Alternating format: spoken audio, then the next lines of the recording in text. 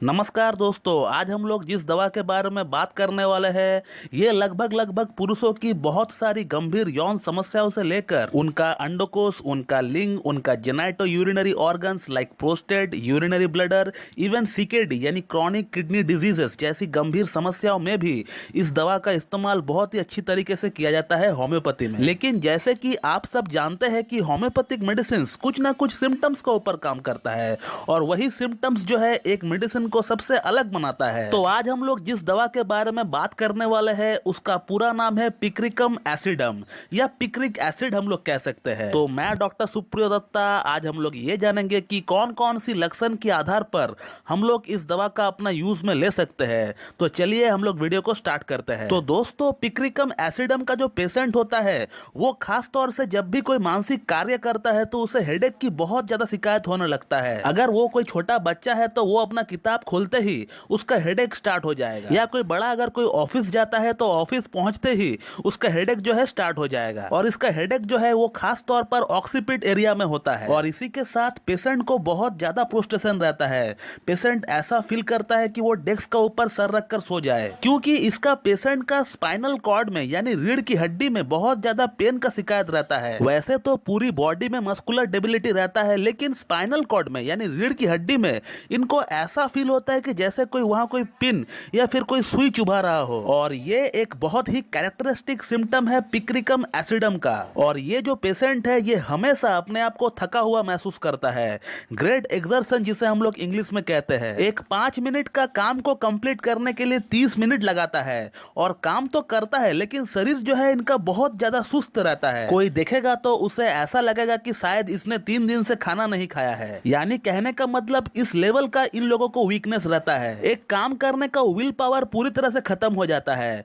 और पेशेंट जो है दिन भर जमाइया ले रहा होता है। और दोस्तों, ये जो पेशेंट होता है इसे गर्म चीज और गर्मी का महीना बिल्कुल भी पसंद नहीं होता है और वो चाहता है कि 12 महीना विंटर ही रहे, क्योंकि इससे गर्मी बिल्कुल भी सहा नहीं जाता। इसका हर कंप्लेंट गर्मी में बढ़ जाता है। पेशेंट खुद आकर डॉक्टर से पूछता है कि सर, ठंड की महीनों में तो मैं ठीक रहता हूँ, लेकिन जैसे ही गर्मी आ जाता है तो मेरा सभी समस्याएं बढ़ क्यों जाती है। अब गर्मी से इनको इतना एग्रेवेशन होता है तो गर्म खाने पीने का चीजों से भी इनको नफरत है। चाय भी पिएगा तो ठंडा करके ही पिएगा और ठंडा पानी और ठंडी एटमॉस्फेयर से इनको आराम मिलता है और सोने से और सोकर उठने का बाद इनका प्रॉब्लम में कमी देखने को मिलता है और प्रेशर से भी आराम मिलता है पेशेंट को। सपोज पेशेंट को अगर बहुत ज्यादा हेडेक हो रहा है और उस दौरान अगर पेशेंट अपना हेड में टाइट बैंडेज बांध लेगा तो उसका हेडेक में कमी देखने को मिलता है। और दोस्तों, अब हम लोग बात करते हैं कि पुरुषों की किन किन समस्याओं में इस दवा का यूज किया जा सकता है। तो इसका पेशेंट का दिमाग में हमेशा लैसिवियस थॉट्स चलता रहता है और लिंग में हमेशा इरेक्शन यानी तनाव आता रहता है। तो एक तरफ इनका शरीर में बिल्कुल भी जान नहीं है और दूसरी तरफ इतना ज्यादा वीकनेस के बावजूद भी, इतना ज्यादा कमजोरी के बावजूद भी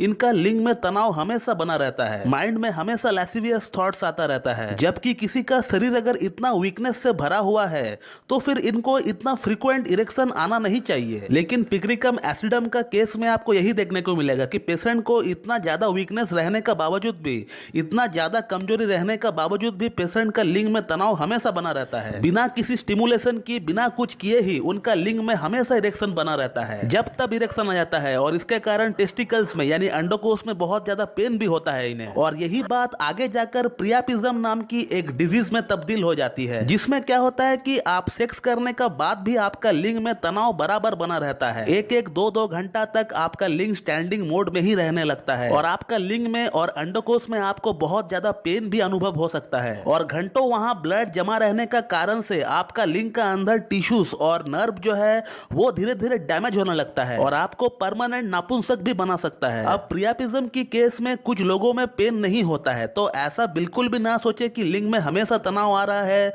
तो ये अच्छी बात है। तो ये होता है प्रियापिज्म। इसका ऊपर मेरा एक सेपरेट वीडियो ऑलरेडी बना हुआ है, अगर आप उस वीडियो को देखना चाहते हो तो उस वीडियो का लिंक मैं डिस्क्रिप्शन बॉक्स में डाल दूंगा। तो पिक्रिकम एसिडम एक बहुत ही अच्छा मेडिसिन है प्रियापिज्म को ठीक करने के लिए।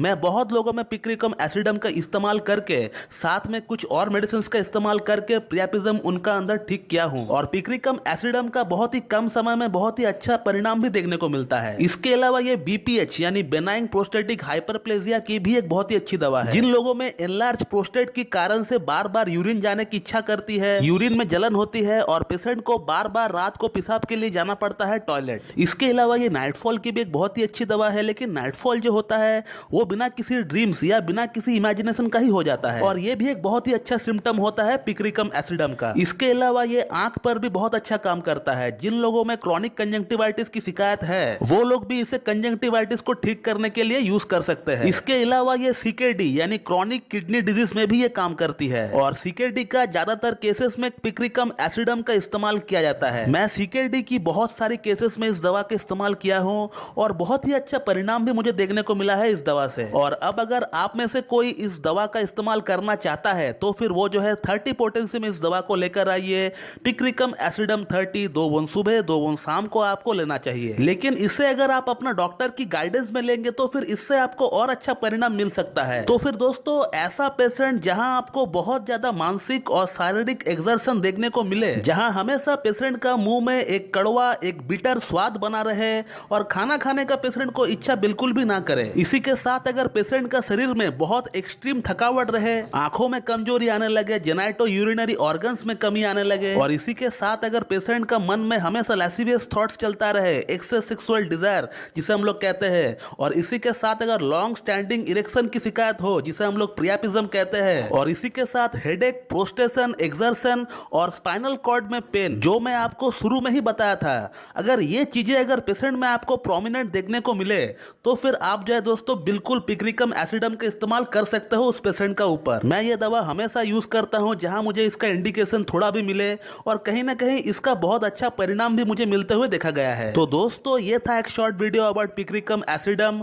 और मैं उम्मीद करता हूं कि आप लोगों को मेरा ये वीडियो पसंद आएगी और मेरा वीडियो जो है आप लोगों के लिए लाभकारी साबित होगी। इसी तरह मुझसे जुड़े रहने के लिए मेरा YouTube channel homeo cat tips को लाइक करें, शेयर करें, सब्सक्राइब करें और बेल आइकन को दबाना बिल्कुल भी ना भूलें दोस्तों। So thank you very much and have a good day.